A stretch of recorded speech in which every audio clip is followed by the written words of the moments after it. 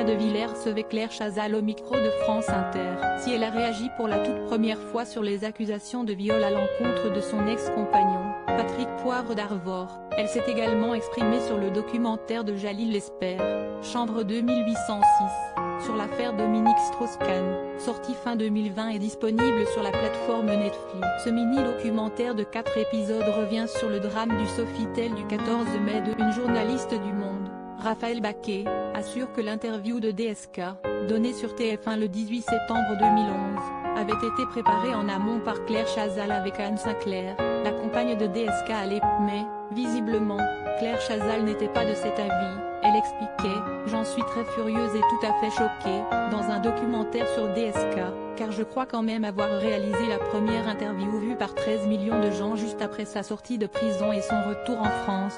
On laisse entendre dans ce documentaire que mes questions ont été préparées, répétées, organisées avec l'interlocuteur. La journaliste de 64 ans précise qu'elle ne veut incriminer personne mais elle déplore tout de même le fait qu'on ne lui ait pas donné la parole. Elle ajoute « Je trouve dommage qu'on laisse entendre ça, avec des moyens peu honnêtes intellectuels. » Voilà qui est dit. Et il faut dire que Claire Chazal était plutôt sèche dans cette. L'ancienne star du journal télévisé de TF1 était, visiblement, très remontée.